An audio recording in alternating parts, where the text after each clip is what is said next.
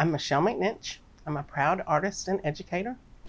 I came to art because I drew the best snowman in kindergarten. I was always praised for my art, so I just kept doing it. And I became an educator out of my desire to share the information. I was just so excited about it that I ended up getting a group of people together and we paint together every week. I've enjoyed being an artist for the last 20 years and I hope I get another 40. And do y'all, whenever you do the classes, or not the classes, sorry, when you get together and paint people, do you do that here or do you do that somewhere else? I do that here and somewhere else. I teach classes at Stormwater and I also teach classes in Lexington. I teach children in my home, and my upstairs is all a children's studio. Everything's available to them, no restrictions. So they love it. And I love it too. I love watching them create. Absolutely. And do you, when you're doing that level of stuff, like what's the kind of like art style that you try and introduce them to? Or is it the same sort of stuff that you like to do, or do you kind of keep it broad? Or? No, they get to say, all the children that I teach get to say what they want to learn. Because I think that's the only way we learn. And if they're interested in it, they're going to do it. And they get to tell me what artists they like. Now I direct them. Like, okay, today you're going to pick an artist that you like and we're going to emulate them. Or today we're going to try sculpture. What kind of sculpture would you like? They have options to choose. And then eventually as they grow older, they find what they like more. And some will stay with pastels, some will stay with sculpture, some will stay with painting. It just depends on what their proclivity is. And so, you talk about them kind of like growing as artists. Do you think like what's the age range that you kind of like? Do you keep those classes going, or as far as like how much of that development do you get to see through the classes and stuff before you kind of? It is the best thing about being a teacher is to watch them grow. I just watched someone graduate out of high school and out of my class that I started teaching when she was 4. I keep them. I love them. I love doing it with them. It's changed my life to have these kids around, you know. She was in a class with 5 kids. They all stayed with me until they graduated high school. They put their hand on my wall. They left a print on my wall as they graduated. And they all went to Clemson. You'll probably have to edit that out. I don't know why they did. But I'm real proud of them. And they all come back. They come to visit. After you graduate high school, all your classes are free. So you just come and visit when you can. I got somebody coming tomorrow at 11:30. She needs help with something. She's in college. That's awesome.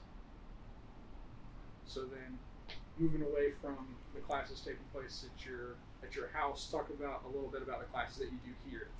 The classes that I do at Stormwater are much smaller, and they're adults.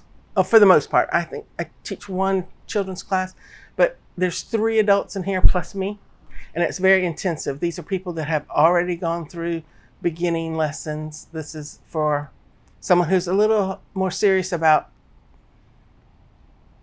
the techniques that it takes to build a good painting.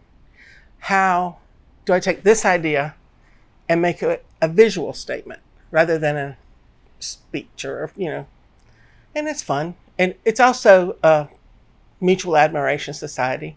You know, we've all painted together for a long time now. And then so I feel like you've already talked about, you know, art and growth and the way those two things kind of coalesce, but also, you know, kind of trying to move towards some of the questions that I've been asked to ask you as well. Can you talk a little bit about why you think art matters, and do you think that it is involved in that growth, or is there a larger reason that you think art matters? Or? Absolutely. Why art matters to me is that it holds us together. It is what binds us as a culture. How would you have liked quarantine without the arts? Number 1. Number 2, when we got back together, it was in the spirit of the arts that we got back together. I want to paint this with you. I want to sit in that group and be creative with you. I want to express myself in an artistic way. I want to be more eloquent. I want to problem solve. It just provides so much. It provides community and everything. It provides everything to me, even a living. Do you want to to talk about that a little bit as well, as far as I have in some of the other interviews as well touched on a little bit of like the clientele aspect of like, you know, do you find that Stormwater is a place where you can network with other artists and kind of build up a clientele, or is it more of a show space to you, or is it mostly a studio as far as like a location to work? Or what I think Stormwater provides to the community is a place where they can go for quality artwork. We're all professional artists, all proud professional artists, and work very hard on our craft. And I believe that our community can trust that they're coming here, and that what they will see here is living, breathing artists working and making a living at it. As far as building a clientele here, I would rather think of it as a community. I would rather think of it as someone who likes to hang out here and see what we're up to. Because if they decide to purchase and collect and have art in their home, that's good. But if they don't want to, it's not necessary as part of being around here and being part of the community. They can be an artist. They can just stroll in. They can be visitors from out of town. Everybody's going to be welcome here. Artists are like that, you know.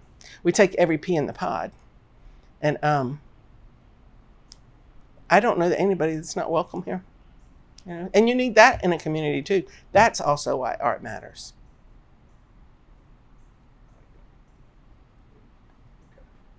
Do you want to talk a little bit about your process for I'm seeing a variety here. I don't know if you have I will admit a lot of the other people that I've interviewed have been a little bit, it seemed like a more honed in on a specific thing as far, is it maybe the material isn't the focus so much as maybe the message? Is there a specificity? I paint in series. Okay.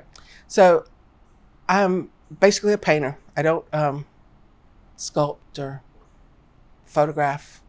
So I paint in series. I get a hankering for a different medium every so often. So right now I'm painting on metal leaf and really enjoying it. But last year I was painting on canvas. I might study shrimp for a while. We went to the beach all together, all the painters together, and we examined objects. What are we missing? You know, we would just walk by these pretty little bugs. The shrimp have all different kinds of rostrums on their head. They have walking legs and swimming legs, and you know, we miss all that. We just go so fast. And I know I probably know more about shrimp than I need to, but I enjoyed it. And so I work in series. I pick what I enjoy, do a bunch of it, and then pick something else I enjoy. I did night skies of Charleston. I do oysters. I do bugs. I just whatever. I don't have to decide. I can just paint. I paint in response to anything that catches my eye. Do you think that is a response to an interest in learning more about those things, or is the learning more about those things a result of the process itself? That's such a great question. I have an intellectual curiosity about these things. I also think I have a responsibility to learn these things. But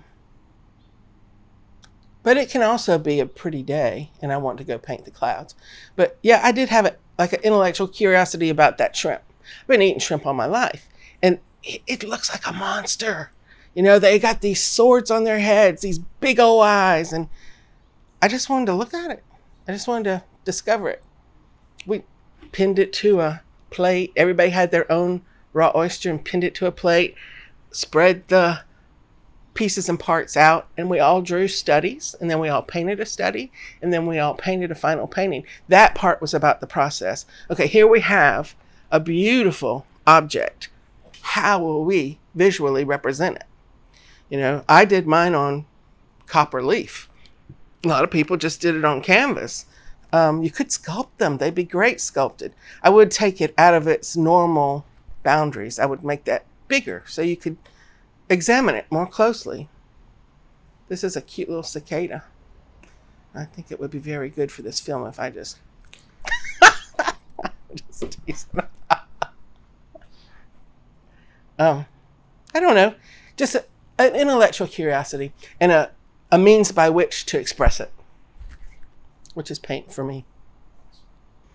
It's a practical thing, mostly. I read there. I study other art there. I sleep there. Yeah. Sometimes. Yep. And a lot of other people sit there. This makes other people comfortable. For example, I had a little child that was taking a class and she was very uncomfortable. But when she sat there without her shoes, she started feeling better. She got into it. So it's comfort, basically. A little piece of comfort. That makes sense. I was wondering because, when I came in, you were sitting here. And so I was just wondering. I'm working. Yeah, okay. So this isn't work, though. This is not right. This is contemplation and relax and comfort. And think about other people's art. Think about my next art. Thinking chair. Gotcha. Cool. Mm-hmm. But the pillow means the whole studio is my happy place. This is the best studio I have ever been in or ever seen. The people are committed to this studio and this complex of studios. We aren't finished. This is just the beginning of this community. We're proud to be the first artists here, but these studios will rotate and more artists and more community will come here. And we're proud to be the ones that started here. It's bigger than the artists that are here. It's more about what can happen here. What is the potential? Who's the next artist coming through here? What will they have to say? How will we see it? How will we receive it? Will we even know how great it is? Just make sure we're paying attention to the culture that we have in our city, because we have a lot. And not just the visual arts. So hopefully this will be a place that all the arts feel comfortable. We have music here on a regular basis. I'd like to see more sculpture here. There's a dream of a sculpture bay area over there. We've got dreams and plans, and hopefully I'm around to see some of them happen.